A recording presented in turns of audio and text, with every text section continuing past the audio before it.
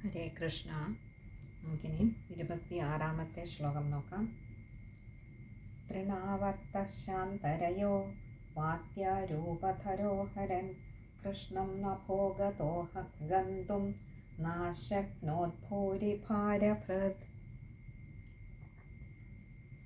തൃണാവർത്ത എന്ന് പറഞ്ഞാൽ തൃണാവർത്തൻ എന്ന് പറയുന്ന അസുരൻ. നമുക്കറിയാം, നമ്മളതിൻ്റെ ചരിതമാണ് പറഞ്ഞുകൊണ്ടിരിക്കുന്നത്.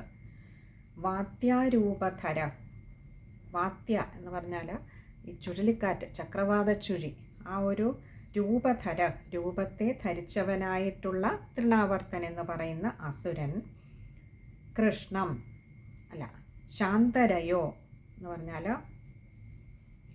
ശാന്തനായിത്തീരുക. എത്രമാത്രം ആ ഒരു ഭീകരഭാവത്തിലായിരുന്നു വന്നിരുന്നത്, അതിൻ്റെ ആ ഒരു വേഗമൊക്കെ ഒന്ന് ശാന്തമായി. നമ്മൾ പറഞ്ഞു തൃണാവർത്ത ശാന്തരയോ വാത്യാരൂപധരോ. എന്തിനു വേണ്ടിയായിരുന്നു ഈ ചുഴലിക്കാറ്റിൻ്റെ രൂപത്തിൽ വന്നത്? ഹരൻ കൃഷ്ണം.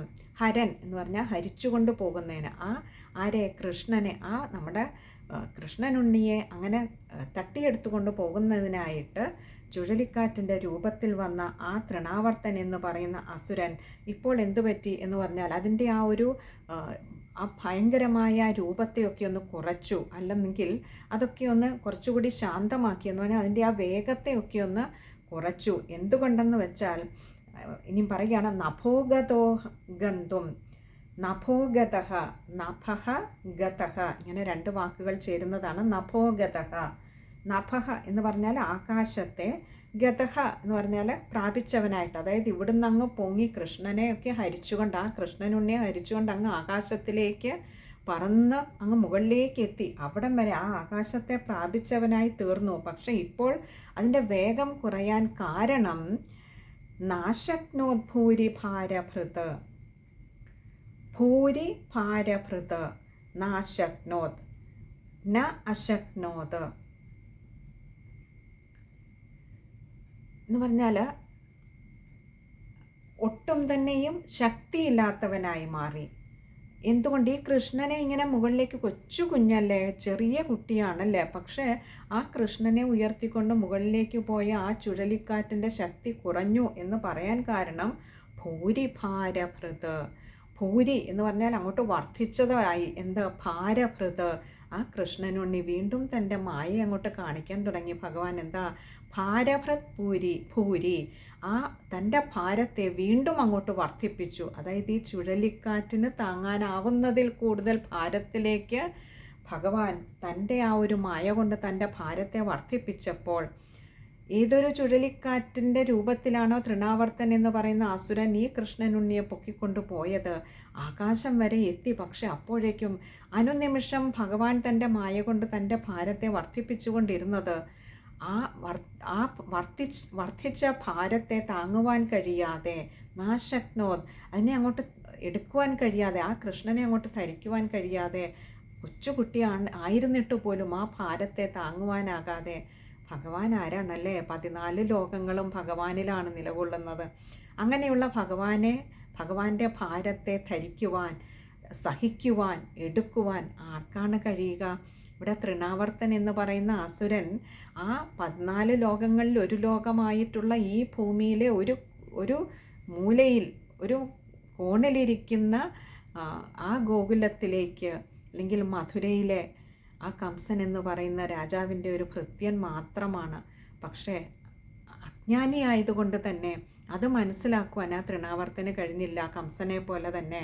അതുകൊണ്ട് ഇവിടെ ഭഗവാനെ അങ്ങോട്ട് പൊക്കിക്കൊണ്ടുപോയെങ്കിലും ആ ഭാരത്തെ താങ്ങുവാനാകാതെ അങ്ങോട്ട് അതിൻ്റെ ഗതിയുടെ വേഗത്തെ അങ്ങോട്ട് കുറച്ചു. ഇനി നമുക്ക് ആ ശ്ലോകം ഒന്നുകൂടി നോക്കാം. തൃണാവർത്ത ശാന്തരയോ വാത്യാരൂപധരോ ഹരൻ കൃഷ്ണം നഭോഗതോ ഗന്തും നാശക്നോദ്ഭൂരിഭാരഭൃത്. ഇനി ആ ശ്ലോകം വായിക്കുമ്പോൾ ശ്രദ്ധിക്കേണ്ട കാര്യങ്ങൾ: തൃണാവർത്ത, അവിടെ ഒരു വിസർഗമുണ്ട്. പിന്നെ ബാക്കിയൊക്കെ എളുപ്പമുള്ളതാണ്. നഭോഗതോ, നാശക്നോത്, ബാക്കിയൊക്കെ എളുപ്പമുള്ളതാണ്. ഇനി നമുക്ക് 27ാമത്തെ ശ്ലോകം നോക്കാം. തമസ്മാനം മന്യമാന ആത്മനോ ഗുരുമത്തയാ ഗളേ ഗൃഹീത ഉത്സൃഷ്ടും നാശക്നോദദ്ഭുതാർഭകം. നമുക്ക് ആ ശ്ലോകത്തിൻ്റെ അർത്ഥം നോക്കാം. തം അശ്മാനം, ഇങ്ങനെ രണ്ട് വാക്കുകൾ ചേരുന്നതാണ് തമശ്മാനം. തം എന്ന് പറഞ്ഞാൽ ആ, അശ്മാനം എന്ന് പറഞ്ഞാൽ കല്ല്. ഇവിടെ ഈ ഒരു ശ്ലോകത്തിൽ മേൽപോട്ടുയർന്ന ആ തൃണാവർത്തൻ എന്താണ് സംഭവിച്ചതെന്നാണ് പറയുന്നത്. തമശ്മാനം, ആ അശ്മാനം എന്ന് പറഞ്ഞാൽ കല്ലാണെന്ന് വിചാരിച്ചു. അതായത് അത്രയ്ക്കുള്ള ഭാരമേ ഉള്ളൂ, വളരെ ലഘുവായിട്ടാണ് തൃണാവർത്തനെ സമയം ഒരു കല്ലെടുത്ത് പൊക്കുന്ന ലാഘവത്തിലാണ് ഇവിടെ ഭഗവാനെ അങ്ങോട്ട്, ആ കൃഷ്ണനുണ്ണി അങ്ങോട്ട് എടുത്തു പൊക്കിയത്. തമശ്മാനം മന്യമാന എന്ന് പറഞ്ഞാൽ വിചാരിച്ചവനായിട്ട് ഒരു കല്ലെടുത്ത് പൊക്കുന്ന ലാഘവത്തിൽ ഭഗവാനെ പൊക്കാമെന്നാണ് കരുതിയത്. ഗുരുമത്തയ എന്ന് പറഞ്ഞാൽ ഗുരു എന്ന് പറഞ്ഞാൽ ഭാരമുള്ളത്. ഗുരുമത്തയ ഏറ്റവും ഭാരമുള്ളതായി കണ്ടിട്ട്, അതായത് ഈ കൃഷ്ണനുണ്ണിയെ ഉയർത്തിക്കൊണ്ട് മുകളിലേക്ക് ചെല്ലും തോറും അതിന് ഭാരം അങ്ങനെ കൂടിക്കൂടി വരികയാണ്. ഭഗവാനാകട്ടെ ഏതൊരു കൊച്ചുകുട്ടി എങ്ങനെയാണ് നമ്മൾ മുകളിലേക്ക് അങ്ങോട്ട് പൊക്കിക്കഴിഞ്ഞാൽ എളുപ്പം നമ്മളെ കയറി അങ്ങോട്ട് കഴുത്തിൽ അങ്ങോട്ട് മുറുക്കി അങ്ങോട്ട് പിടിക്കും ഏതൊരു കുട്ടിയും. ഇവിടെയും ഈ കൃഷ്ണനുണ്ണിയും അത് തന്നെ ചെയ്തു. ആ തൃണാവർത്തൻ എന്ന അസുരനെ പൊക്കിക്കൊണ്ട് പോയത് ആ ഭയം കൊണ്ടാണോ എന്നറിയില്ല. ഉണ്ണി അങ്ങോട്ട്, ആ തൃണാവർത്തൻ എന്ന് പറയുന്ന ഉണ്ണിക്ക് അറിയില്ലല്ലോ ഇതിപ്പോൾ അസുരനാണോ അമ്മയാണോ ഗോപസ്ത്രീയാണോ ഒന്നും അറിയില്ല. കയറി ആ തൃണാവർത്തൻ്റെ കഴുത്തിലേക്ക് അങ്ങോട്ട് മുറുക്കി അങ്ങോട്ട് പിടിച്ചു. അപ്പോൾ അങ്ങനെ ഗുരുമത്തയ ആ ഭാരം കൊണ്ട് ഗളേ ഗൃഹീത ഉത്സൃഷ്ടും, ഗളേ എന്ന് പറഞ്ഞാൽ കഴുത്തിൽ, ഗൃഹീത എന്ന് പറഞ്ഞാൽ ഗ്രഹിക്കപ്പെട്ടവനായിട്ട്, അതായത് കഴുത്തിൽ അങ്ങോട്ട് മുറുക്കെ പിടിക്കപ്പെട്ടവനായിട്ട്, ഉത്സൃഷ്ടും എന്ന് പറഞ്ഞാൽ ഉപേക്ഷിക്കാനായിക്കൊണ്ട് ഇങ്ങനെ കഴുത്തിൽ അങ്ങോട്ട് മുറുക്കെ പിടിച്ചു. ഈ കഴുത്തിലാണെങ്കിൽ ഭാരം അങ്ങനെ കൂടിക്കൂടി വരികയാണ്. തൃണാവർത്തന് ഇപ്പം എന്താ വേണ്ടത്? മുകളിലേക്ക് പോകും തോറും ഈ കഴുത്തിൽ പിടിച്ച് തൂങ്ങിക്കിടക്കുന്ന ഈ ഉണ്ണിയുടെ ഭാരം കൂടിക്കൂടി വരുന്നുണ്ട്. ഇനി ഇപ്പം എങ്ങനെയെങ്കിലും ഇതിനെ അങ്ങോട്ട് താഴേക്ക് ഇടാം, ഉപേക്ഷിക്കാമെന്ന് അങ്ങോട്ട് വിചാരിച്ചു. പക്ഷെയോ നാശക്നോദ അത്ഭുതാർഭകം, നാശക്നോദ അത്ഭുത അർഭകം. ഇവിടെ അത്ഭുതാർഭകം എന്ന് പറഞ്ഞാൽ അത്ഭുതകരമായിട്ടുള്ള അർഭകം കുട്ടി, അത്ഭുതാർഭകം വളരെ അത്ഭുതകരമായിട്ടുള്ള ഈ ഉണ്ണിയെ അല്ലേ. നമുക്ക് ഭഗവാന്റെ അവതാരം പറയുമ്പം തന്നെ വ്യാസഭഗവാൻ പറയുന്നത് തമദ്ഭുതം ബാലകമംബുജേക്ഷണം. ഈ ബാലൻ നിസ്സാരക്കാരനല്ല, പിന്നെയോ തമദ്ഭുതം ബാലകം, ഇതൊരു അത്ഭുത ബാലകനാണ്. ഇവിടെയും അത് തന്നെയാണ് പറയുന്നത്. എന്താ? നാശക്നോദ് അത്ഭുതാർഭകം. ഇങ്ങനെ ഒരു ഉണ്ണിയെ, ഈ അത്ഭുത ബാലനെ ആകട്ടെ നാശക്നോദ്, ഉത്സൃഷ്ടും നാശക്നോദ്, ഉപേക്ഷിക്കാനായിട്ട് വിട്ടുകളയാനായിട്ട് നാശക്നോദ്, അതിനും കഴിയുന്നില്ല. കാരണം എന്താ? ഇപ്പോൾ ഈ തൃണാവർത്തന കഴുത്തിൽ പിടിച്ചിരിക്കുന്നത് സാക്ഷാൽ ഉണ്ണിക്കണ്ണനാണ്, ഭഗവാനാണ്. ഭഗവാനാകട്ടെ ഒരിക്കൽ അങ്ങോട്ട് നമ്മളെ പിടിച്ചാലോ ഭഗവാൻ പിന്നെ വിടുകയേയില്ല അല്ലേ. ഇവിടെയും അത് തന്നെ, ആ ഭഗവാൻ അങ്ങോട്ട് തൃണാവർത്തൻ്റെ കഴുത്തിൽ മുറുക്കി അങ്ങോട്ട് പിടിച്ചിരിക്കുകയാണ്. തൃണാവർത്തൻ ഇനി ഉപേക്ഷിക്കണമെന്ന് വിചാരിച്ചാൽ പോലും ഉപേക്ഷിക്കാനാവില്ല. കാരണം തമദ്ഭുതം ബാലകം, ഇവിടെയോ അത്ഭുതാർഭകം. അങ്ങനെയുള്ള ആ അത്ഭുത ബാലൻ അത്ഭുതം തന്നെയാണ്. നമ്മളെ ഒരിക്കൽ ഭഗവാൻ അങ്ങോട്ട് ഏറ്റെടുത്താൽ പിന്നെ വിടില്ല. ഏത് ആപത്തിലും ഏത് സന്തോഷത്തിലും ഭഗവാൻ കൂടെ ഉണ്ടാകും. കുന്തിദേവിയെ അങ്ങോട്ട് സംരക്ഷിച്ചു കൊണ്ടുപോയതുപോലെ കുന്തിദേവിയെയും മക്കളെയുമൊക്കെ ഭഗവാൻ സംരക്ഷിച്ചു കൊണ്ടുപോയത് സ്വന്തം അമ്മയ്ക്ക് പോലും കിട്ടാത്ത ഒരു ഭാഗ്യമായിട്ട് കുന്തിദേവി തൻ്റെ കുന്തിസ്തുതിയിൽ പറയുന്നത് നമുക്ക് കാണാം. ഇവിടെ ആ ഭഗവാൻ അങ്ങോട്ട് തന്നെ ഉയർത്തിയെടുക്കാനും വേണ്ടി ശ്രമിച്ച ആ ഒരു അജ്ഞാതനല്ല, അജ്ഞനാണ് സത്യത്തിൽ,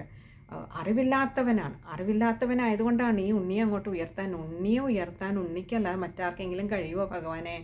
ആ ഭഗവാനെ ഉയർത്താൻ ശ്രമിച്ച തൃണാവർത്തൻ്റെ കഴുത്തിൽ അങ്ങനെ മുറുക്കി അങ്ങോട്ട് പിടിച്ചു കഴിഞ്ഞപ്പോൾ തൃണാവർത്തൻ ഉപേക്ഷിക്കണമെന്നുണ്ട്. പക്ഷേ ഇവിടെ ആകട്ടെ ഭഗവാൻ ഉപേക്ഷിക്കാൻ തയ്യാറായില്ല.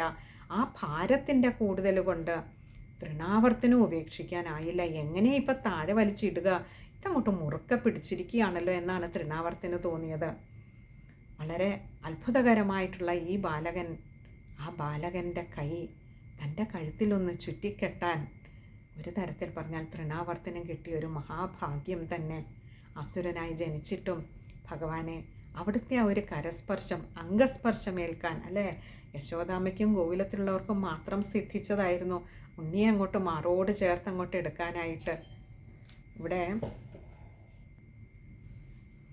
അസുരകുലത്തിൽ ജനിച്ചിട്ടും അസുരനായി ജീവിച്ചിട്ടും ആ ഗോകുലത്തിലുള്ളവർക്ക് കിട്ടിയ മഹാഭാഗ്യം ഭഗവാൻ ആ അസുരനു പോലും കൊടുത്തുവെങ്കിൽ അവിടുത്തെ കൃപ, അവിടുത്തെ കാരുണ്യം, അവിടുത്തെ തേടിയെത്തുന്നത് അസുരനാണെങ്കിൽ പോലും അവിടുന്ന് കൈവിടില്ല, ചേർത്ത് പിടിക്കുമെന്ന് നമുക്ക് കാണിച്ചു തരുന്നു ഈ ഒരു ശ്ലോകം. ഹരേ കൃഷ്ണ. ഇനി നമുക്ക് ആ ശ്ലോകം ഒന്നുകൂടി നോക്കാം.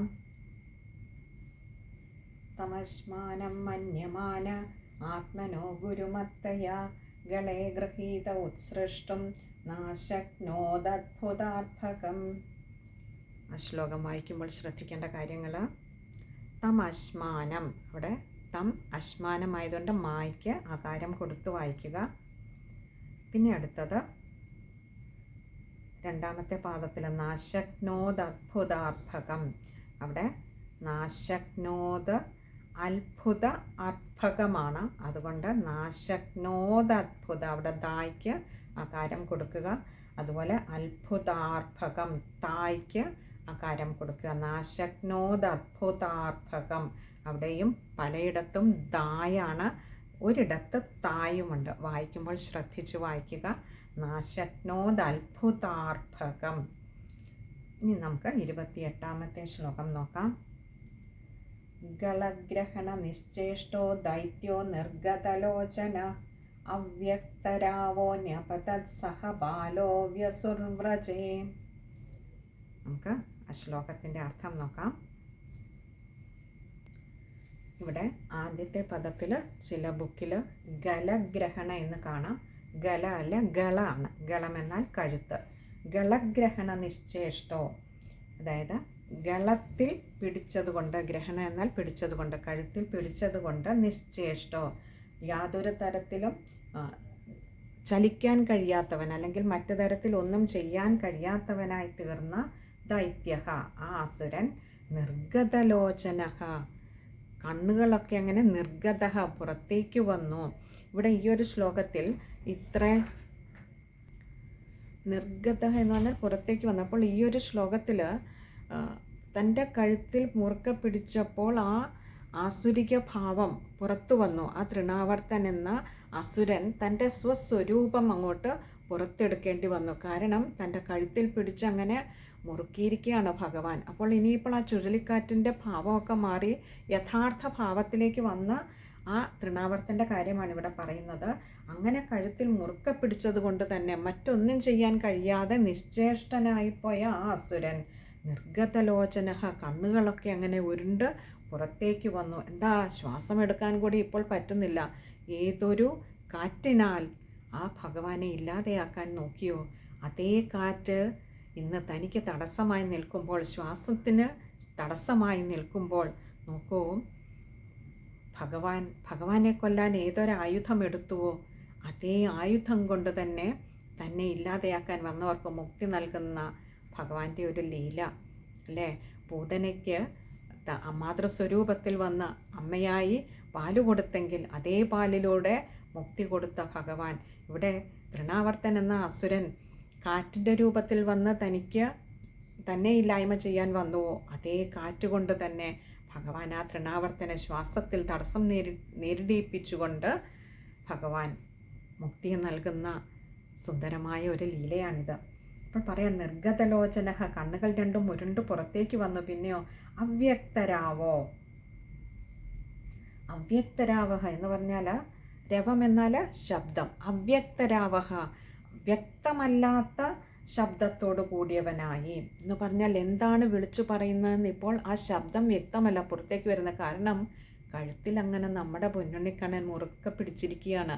അതുകൊണ്ട് തന്നെ ശ്വാസം അകത്തേക്കും പുറത്തേക്കും വിടാനാവാതെ കണ്ണുകളൊക്കെ ഉരുണ്ട് പുറത്തേക്ക് വന്ന് അവ്യക്തമല്ലാത്ത എന്തൊക്കെയോ ശബ്ദം പുറപ്പെടുവിച്ചുകൊണ്ട് ന്യാപത്തത് പതിച്ചു.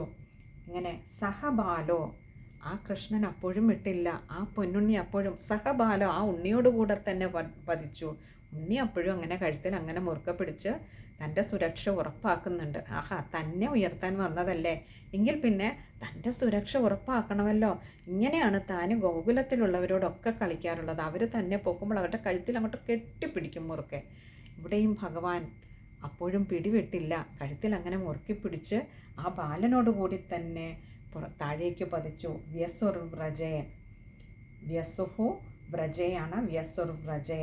വ്യസുഹു എന്ന് പറഞ്ഞാൽ മരിച്ച്, അതായത് മൃതനായിട്ട്, വ്രജേ എന്ന് പറഞ്ഞാൽ ആ ഗോകുലത്തിൽ അങ്ങോട്ട് പതിച്ചു. ഭഗവാന്റെ അടുത്ത സുന്ദരമായ ലീലയായിരുന്നു നമ്മൾ ഇതുവരെ കണ്ടുകൊണ്ടിരുന്നത് അല്ലേ. ഏതൊക്കെ വിധത്തിലാണ് ഭഗവാൻ തന്നെ ആശ്രയിക്കുന്നവർക്ക്, തന്നോട് അംഗസംഗം വരുന്നവർക്ക് ഭഗവാൻ മോക്ഷം കൊടുക്കുന്നത്. ഏത് ഭാവത്തിൽ തന്നെ വിചാരിക്കുന്നുവോ അതേ ഭാവത്തിൽ ഭഗവാൻ ആ തന്നോട് ചേരുന്നവരെ, അല്ലെങ്കിൽ തന്നെ ആശ്രയിക്കുന്നവരെ, തന്നെ തേടിയെത്തുന്നവർക്ക് മോക്ഷം കൊടുക്കുന്നു ഭഗവാൻ.